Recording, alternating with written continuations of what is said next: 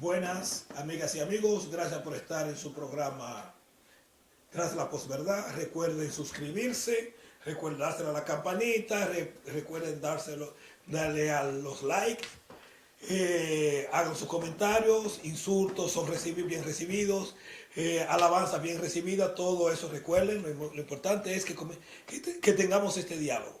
Ok.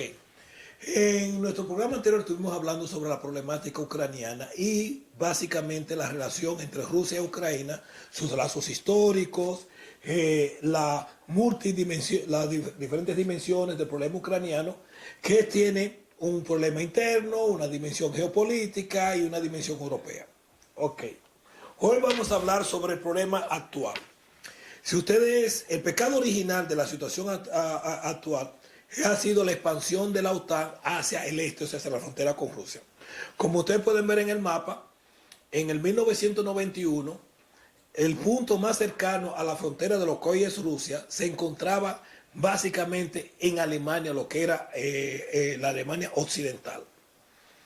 Luego de la caída de la Unión Soviética, han habido varias olas de países que se han hechos miembros de la OTAN, y como ustedes ven, Rusia está completamente rodeada de países que son miembros de la OTAN.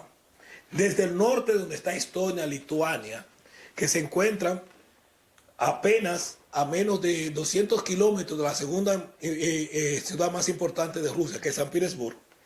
Y, uh, y en estos instantes, Polonia, que también es parte de la OTAN ahora, han acercado la frontera de la OTAN a Moscú a más de 600, 700 kilómetros.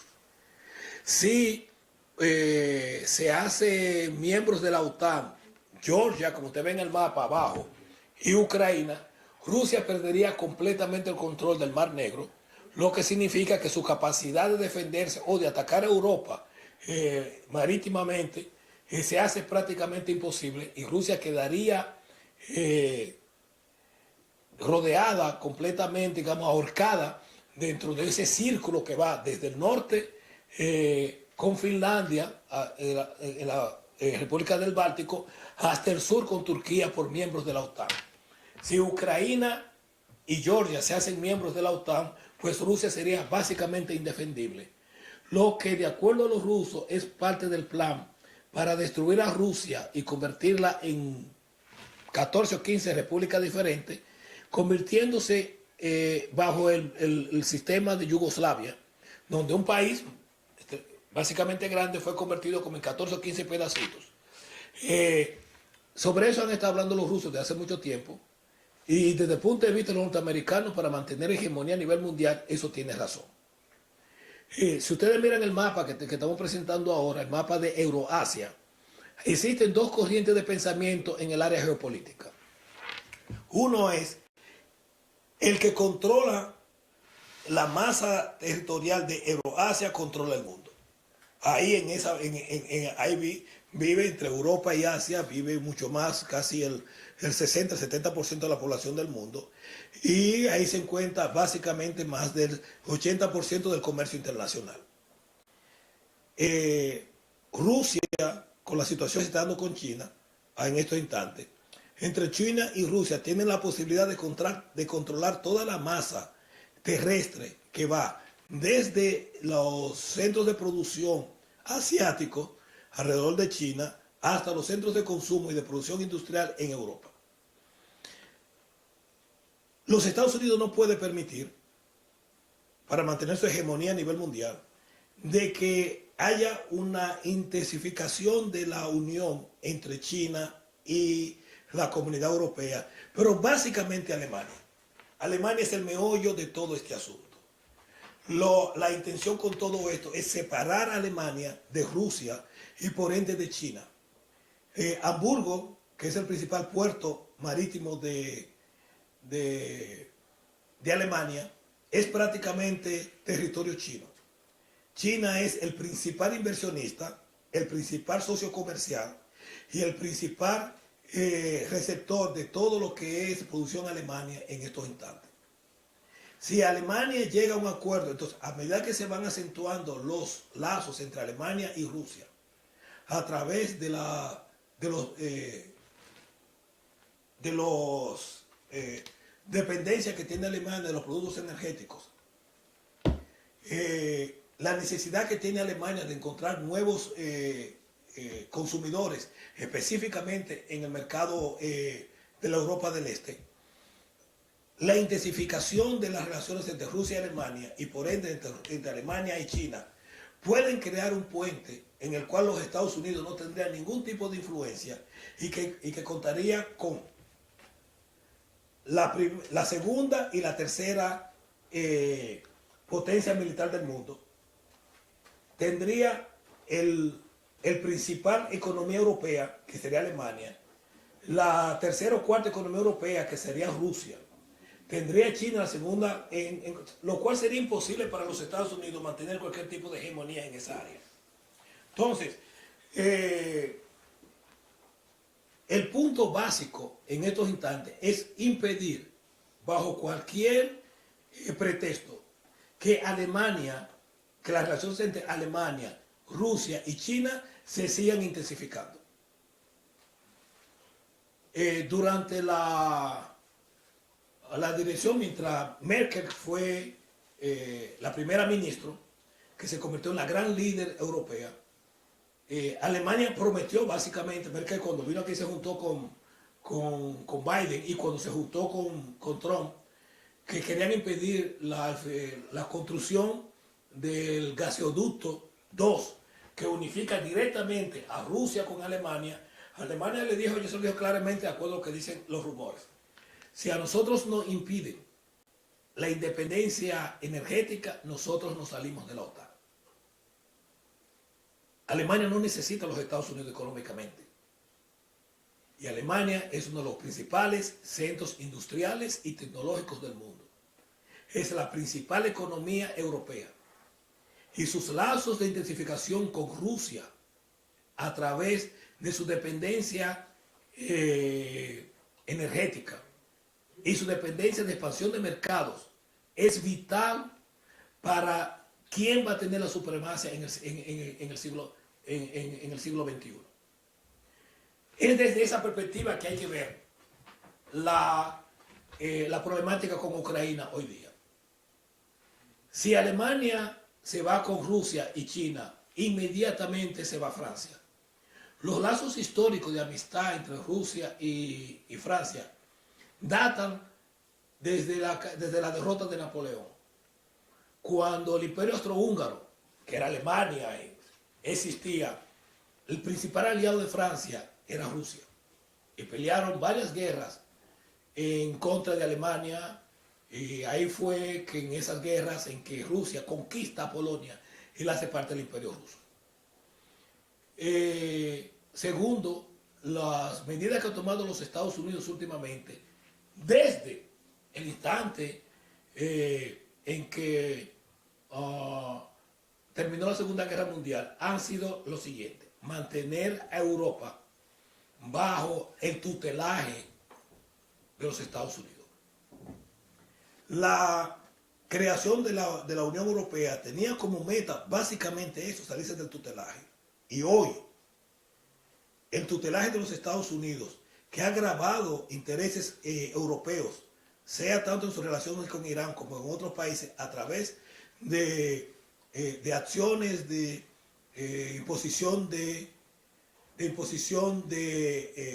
sanciones, le ha costado cientos de miles de millones a Europa. El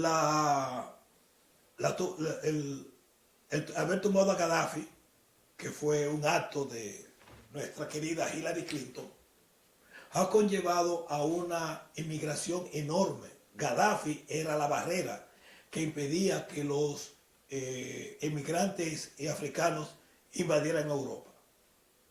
Al tumbar a Gaddafi, esa puerta se rompe y la migración africana hacia Europa está fuera de control. Todo el mundo sabe todos los problemas que hubo desde 2015 para acá.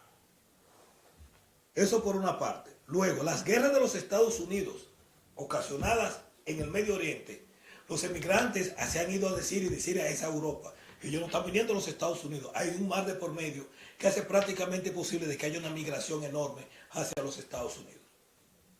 Tercero, está el deseo de la dependencia en el concepto energético que los Estados Unidos quiere que Europa tenga a través de la venta de gas licuado, reemplazando al gas ruso. O sea que hay una serie de intereses económicos de por medio, intereses geopolíticos, que están agravando la situación en Europa. Entonces, porque los Estados Unidos saben que de las tres patas necesarias para controlar la masa territorial euroasiática, están China, Alemania e Irán. De esas tres patas, los Estados Unidos han perdido dos, que son China e Irán. Irán es la principal potencia económica de todo el Medio Oriente. Y en tiempos de no sanciones, estaba entre las 20 economías más grandes del mundo. China, bueno, no tenemos nada que hablar con China, todo el mundo sabe lo que es China. Alemania es la otra. Y es interesante que en todo esto, el presidente de Irán fue a visitar a Rusia. Y claro, Rusia es el espacio de intercambio en esa enorme masa territorial. O sea, lo que estamos viendo es la necesidad de los Estados Unidos de impedir de que Europa, básicamente Alemania, porque ya Reino Unido salió, de que esa masa euroasiática no sea controlada por los Estados Unidos. O impedir por lo menos de que se cumpla esa unificación de esos tres países. Los Estados Unidos están tratando de que Qatar incremente su cantidad de producción de gas, que en caso de que se le pongan las sanciones a Rusia, que provee el 40% del gas que consume Europa y el 60% que consume Alemania, puede incrementar. Pero Qatar ha dicho no. Y es interesante. Como decimos, cría cuervos y te sacarán los ojos. Cuando Arabia Saudita intentó ahogar a Qatar debido a la existencia de la emisora de televisión Al Jazeera, muy crítica de todos los poderes y de todas las dictaduras en el Medio Oriente, los países del Medio Oriente, básicamente los países petroleros de alrededor de Arabia Saudita, intentaron inclusive hasta tumbar el emir de Qatar. ¿Quiénes salieron a defenderlo? Irán fue el principal salvador, Turquía y Rusia. Acuerdos de distribución de gas a nivel mundial entre Rusia y Qatar existen hoy. Qatar le ha dicho a los Estados Unidos, no podemos producir más porque estamos al máximo. Entonces, frente a esta situación, ¿cuáles son las posibilidades de guerra? Una de las cosas que me ha sorprendido a mí es la forma casi despampanante en que se habla de una guerra entre Rusia y los Estados Unidos. Una guerra entre Rusia y los Estados Unidos implica nada más y nada menos que nosotros dejemos de existir.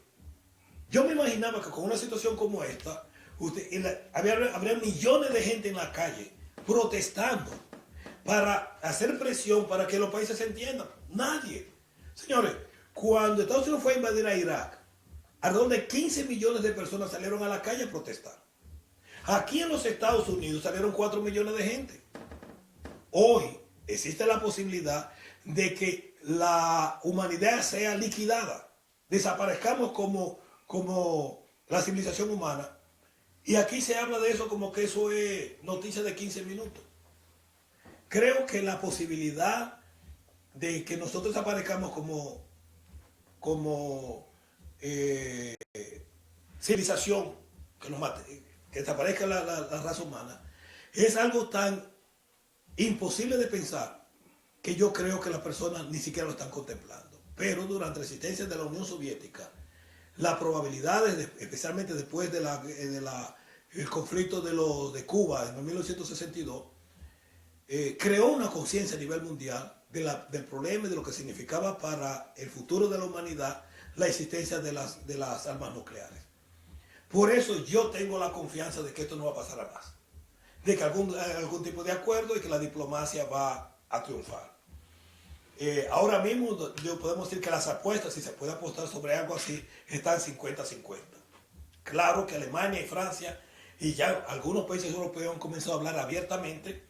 El jefe de la Marina alemana tuvieron que quitarlo porque él dijo, Ucrania no busca nada dentro de la OTAN. El presidente de Croacia, miembro de la OTAN, dijo, si se pasa cualquier cosa, yo retiro mis armas, mi ejército de la OTAN. Francia está diciendo que hay que buscar un acuerdo. O sea, en Europa todo el mundo está en contra de lo que está pasando.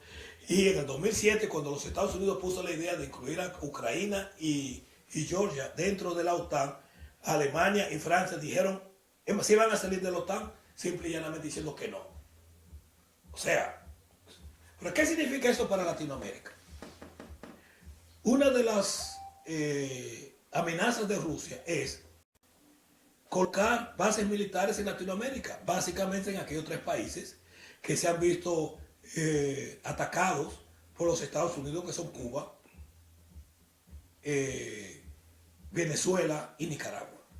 Recuerden que después de las elecciones recientes, el primer paso que hizo Ortega fue reconocer a China, y eso implicaría las probabilidades de que aquellos planes de la creación del canal en reemplazo o paralelo al canal de Panamá sean ciertas. Si eso es cierto, es indudable que Nicaragua va a exigir algún tipo de protección militar. Y dentro de la política ahora que tienen los Estados Unidos de política de decisión abierta, o sea, Ucrania tiene el derecho de ser aliado con quien le dé la gana militarmente, lo cual implica que Cuba, Venezuela y Nicaragua tienen ese mismo derecho. A mí me gustaría saber si algún día alguien le va a preguntar a los norteamericanos, ¿sabe usted que el presidente Biden está tratando de cambiar, de negociar la existencia de Kiev a cambio de la destrucción de New York? Recuerden, en el continente americano, el único país con armas nucleares es los Estados Unidos. No hay. No hay bases militares de ninguna potencia extranjera. Significa que con esa política de puertas abiertas hacia la OTAN, los Estados Unidos están cerrando o destruyendo la política Monroe. Porque si Ucrania tiene el derecho de ser miembro de cualquier grupo o alianza militar, en detrimento de la seguridad de otro país, que es la base fundamental de la seguridad, de acuerdo a las Naciones Unidas, ningún país en el mundo puede incrementar su seguridad a expensas de la seguridad de otro país. Esa base, y los Estados Unidos ha estado violando ese derecho desde la desaparición de la Unión Soviética. Entonces, nosotros los latinoamericanos tenemos que mantenernos bastante preocupados, porque si armas nucleares aparecen en el continente americano, nosotros que hasta ahora hemos disfrutado de cierta tranquilidad en términos de intercambio nuclear, nosotros podríamos estar siendo amenazados de ser aniquilados en el primer golpe. Es imposible determinar hacia dónde va esto, porque yo entiendo que nadie quiere la guerra, pero también tenemos que recordar que ambas guerras mundiales fueron participaron países los cuales ninguno quería la guerra. Por errores de cálculo, errores de apreciación, entendiendo que el otro país no iba a hacer lo que hizo, conllevaron a 2 guerras que costaron la vida de más de 100 millones de personas en el teatro europeo. Bueno, esto no es, sigan durmiendo, manténganse tranquilos, cuídense del coronavirus, que posiblemente no haya guerra. Y si va a haber guerra, y si va a haber guerra, bueno, como dicen los chinos, si sabes que tus problemas no tienen solución, ¿de qué te preocupas? Si sabes que tus problemas tienen solución, ¿de qué te preocupas? Ni usted ni yo vamos a determinar qué hacer. Goce la vida, salga, brinque y salte, porque el futuro no está asegurado. Yo espero que la diplomacia triunfe y que a Biden se recuerde de los nietos de él cuando él esté hablando con Putin. Recuerden suscribirse al programa, darle al like y los comentarios. Hasta la próxima y bye bye. Aterriza, aterriza, aterriza.